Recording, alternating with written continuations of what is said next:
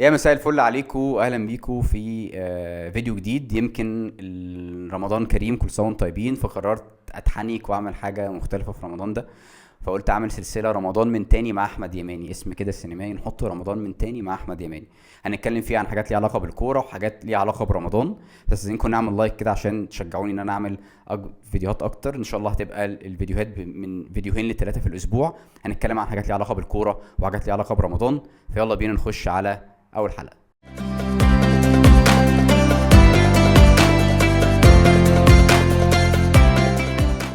هبدأ النهارده في الجزء الأولاني بموضوع واقعة تسقط أحمد رفعت لاعب نادي فيوتشر في الملعب امبارح أمام نادي الاتحاد السكندري.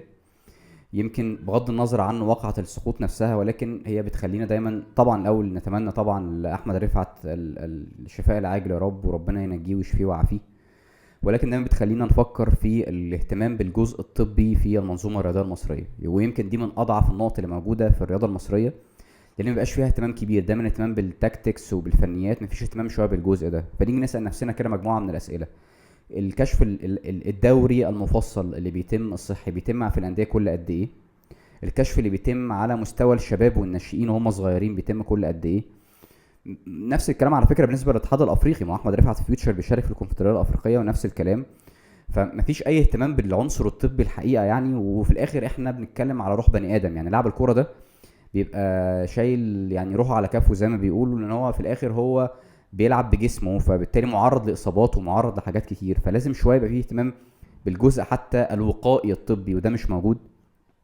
لازم يبقى الاجهزه اللي موجوده في الملعب كلها مهيئه للعلاج داخل الملعب. انت الوقت اللي بتنقل فيه اللعيب من الملعب للمستشفى ده انت بتخسر حاجات كتير في خلال الوقت ده. فلازم يبقى فيه شويه اهتمام بالاجهزه اللي موجوده وكيفيه استخدامها داخل الملاعب، وان يبقى في ناس مؤهله داخل الملاعب موجوده.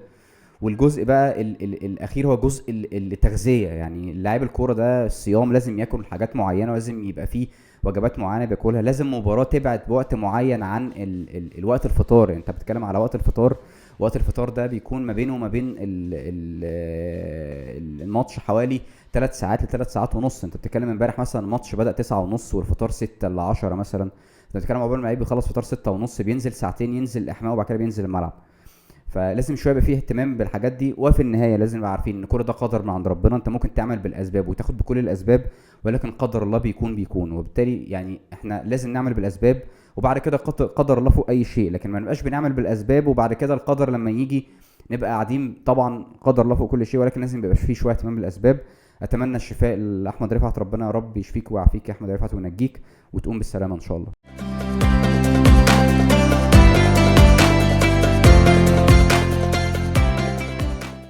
الجزء التاني بقى اللي حابب اتكلم فيه هو جزء الشيطان. يعني يمكن حبيت كده شويه اتكلم فيه ليه، لان في كوميكس كده منتشره، الا هو الكوميك اللي هو يقول لك ايه قبل الفطار، بابا وماما قبل الفطار او عيلتي قبل الفطار، ويجيب لك ناس بقى اسمع يا ولد انا اللي بتكلم يا ولد عدل يلا اتكلم بادب، اتكلم بادب يا ولد، اتكلم بادب يا ولد، مش هعمل متحدث محترم اجي كده لو سمحت اتكلم بادب يا ولد. بتلاقي الحاجات دي.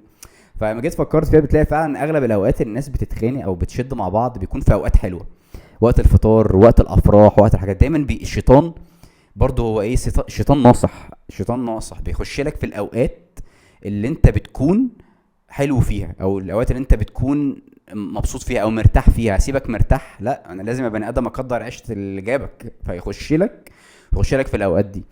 فدايما قدر الامكان نستغل رمضان وهو خير الشهر، يعني خير شهر الخير والبركه. يعني ان احنا نستغل الشهر ده، ان احنا على الاقل نحاول قدر الامكان ناخد بالنا من الجزء ده، ان بالذات في الاوقات الحلوه سواء كان في حياتك العمليه او حياتك الاجتماعيه ايا كان، اعرف ان الشيطان بيخش لك في التفاصيل في الحاجات الحلوه. فخليك دايما تبعده، ودايما تبعد الشيطان عنك، عشان فعلا نعرف نستغل الشهر الفضيل، وان احنا في الاخر نطلع ان احنا في الاخر نفسيا حتى نقضي شهر نفسيا كويسين. فمن الحاجات دي اللي يعني اللي حبيت اتكلم عليها هو دور الشيطان، ان هو يخش لك في الحاجات الحلوه.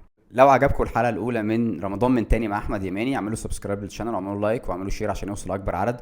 واشوفكم ان شاء الله في الحلقه الجايه. كل سنه وانتم طيبين، رمضان كريم.